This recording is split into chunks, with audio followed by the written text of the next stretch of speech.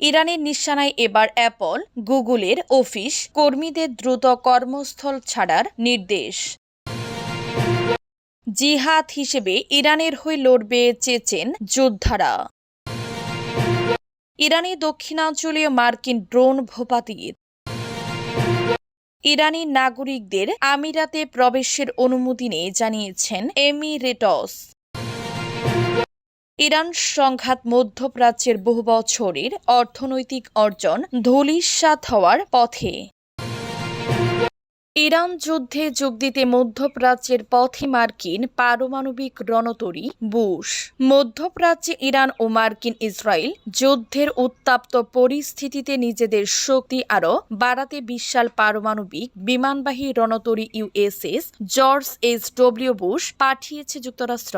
গত মঙ্গলবার ভোরে আটলান্টিক মহাসাগর পাড়ি দিয়ে রণতরীটিকে নির্দিষ্ট গন্তব্যের উদ্দেশ্যে রওনা হতে দেখা যায়। তবে নিরাপত্তার স্বার্থে এর চূড়ান্ত গন্তব্য গোপন রাখা হলেও সংশ্লিষ্ট সূত্রগুলো বলছে এটি ইরান উপকূলে মোতায়েন করা মার্কিন নৌবহরে যোগ দিচ্ছে। রণতরীটি বন্দর ছাড়ার সময় উপস্থিত পরিবারগুলোর মধ্যে এক ধরনের বিঘ্নতা ও উদ্বেগ দেখা গেছে। সাধারণত এই ধরনের মোতায়েন 6 মাসের জন্য হলেও বর্তমান যুদ্ধ পরিস্থিতির কারণে তা 8 মাস বা তারও বেশি দীর্ঘ হতে পারে বলে আশঙ্কা করা হচ্ছে। ফোর্সের কমান্ডার ভাইস অ্যাডমিরাল জন গ্যাম্বলটন জাহাজের ইন্টারকমে নাবিকদের উদ্দেশ্যে বলেন, আমরা জানি এই মোতায়েনের অনিশ্চয়তা আপনাদের মধ্যে উদ্বেগ ও হতাশা তৈরি করেছে। ইরানের নিশানায় এবার অ্যাপল, গুগলের অফিস কর্মীদের দ্রুত কর্মস্থল ছাড়ার নির্দেশ। ইরানের ভিতরে মার্কিন ও ইসরায়েলি গোয়েন্দা তৎপরতা এবং সন্ত্রাসী কার্যকলাপে সহায়তার অভিযোগে 18টি শীর্ষস্থানীয় মার্কিন সংস্থাকে সরাসরি হামলার হুমকি দিয়েছে ইসলামী বিপ্লবী গার্ড বাহিনী IRGC। মঙ্গলবার এক বিবৃতিতে IRGC জানিয়েছে অ্যাপল, গুগল, মেটা এবং মাইক্রোসফটের মতো প্রযুক্তি জায়ান্ট সহ HP, ইন্টেল, সিমকোর মতো হার্ডওয়্যার সরবরাহকারী প্রতিষ্ঠানগুলো এখন থেকে তাদের বৈধ লক্ষ্যবস্তু হিসেবে বিবেচনা হবে। এই তালিকায় টেসলা, এনভিডিয়া, ওরাকল এবং বোয়িং এর মতো বড় নামও রয়েছে। বিবৃতিতে দাবি করা হয়েছে এই সংস্থাগুলোর কৃত্রিম বুদ্ধিমত্তা, AI এবং ইন্টারনেট যোগাযোগ প্রযুক্তি ব্যবহার করে যুক্তরাষ্ট্র ও ইসরায়েল ইরানের অভ্যন্তরে গুপ্ত হত্যা ও নাশকতামূলক হামলার ছক তৈরি করছে। জিহাদ হিসেবে ইরানের হয়ে লড়বে চেচেন যোদ্ধারা। যুক্তরাষ্ট্রের নেতৃত্বাধীন জোট যদি ইরানে কোনো ধরনের স্থল অভিযান শুরু করে তবে ইরানের সশস্ত্র বাহিনীকে সহায়তা করতে চেচের যোদ্ধারা দেশটিতে মোতায়েন হতে প্রস্তুত বলে জানিয়েছে। সোমবার 30 মার্চ চেচের নেতা রমজান কাদির ভেদ অনুগত এই দুর্দর্শ যোদ্ধা বাহিনী প্লেস টিভির এক প্রতিবেদনে তাদের এই প্রস্তুতির কথা ঘোষণা করেছে। তারা চলমান এই সংঘাতকে একটি ধর্মীয় যুদ্ধ হিসেবে অভিহিত করেছে এবং মার্কিন আগ্রাসনের বিরুদ্ধে লড়াই করাকে জিহাদ হিসেবে বর্ণনা করেছে।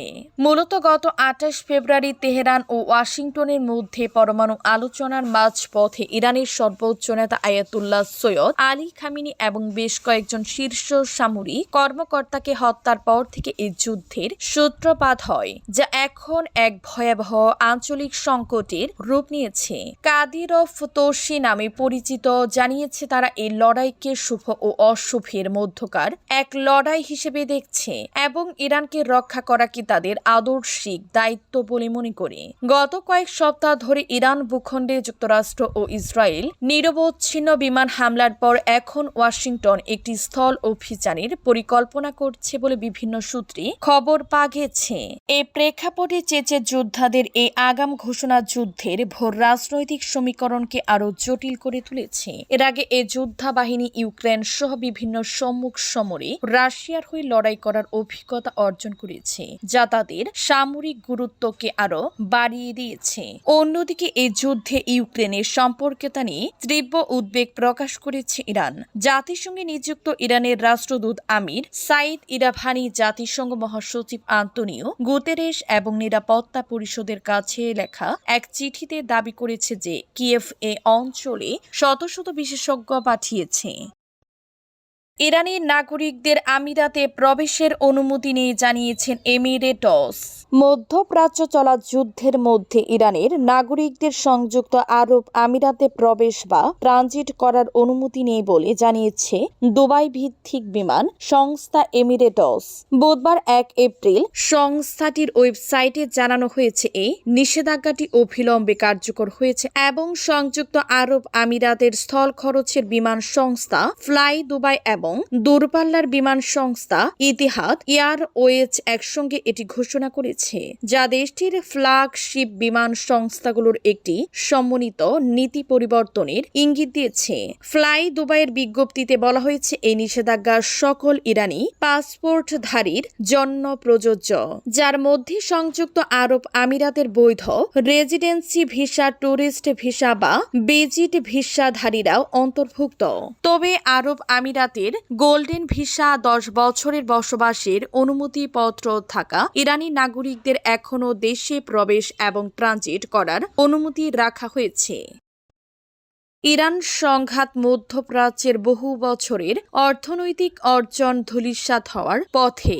মধ্যপ্রাচ্য চলমান ভয়াবহ সামরিক উত্তেজনা আরব বিশ্বের গত 1 বছরের অর্জিত সমস্ত অর্থনৈতিক জাতিসংঘ উন্নয়ন কর্মসূচির ইউএনডিপি সাম্প্রতিক এক মূল্যায়ন প্রতিবেদনে এ শঙ্কার কথা উঠে এসেছে। সংস্থাটির পক্ষ থেকে জানানো হয়েছে মাত্র 5 সপ্তাহের এই সংঘাতের প্রভাবে এই অঞ্চলের দেশগুলোর উন্নয়নমূলক কর্মকাণ্ড মারাত্মকভাবে ক্ষতিগ্রস্ত হচ্ছে। পরিস্থিতির আরো অবনতি হলে কয়েক বছরের কঠোর শ্রমিক সফল এবং বহু কাস্টার্জিত প্রবৃদ্ধি চিরতরে হারিয়ে যাওয়ার আশঙ্কা করা হচ্ছে।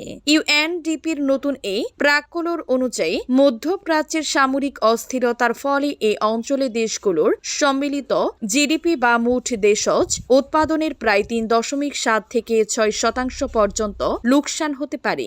আর্থিক অঙ্কে এই ক্ষতির পরিমাণ দাঁড়াবে প্রায় 120 থেকে 194 বিলিয়ন মার্কিন ডলারের মধ্যে। এটি অন্তত উদ্বেগজনক, কারণ এই ক্ষতির পরিমাণ 2025 সালে এই অঞ্চলে অর্জিত মোট জিডিপি প্রবৃদ্ধির চেয়ে অনেক বেশি। ফলে এই অঞ্চলটি যে উন্নয়নের পথে হাঁটছিল তা এখন গভীর এক খাদের কিনারে এসে দাঁড়িয়ে।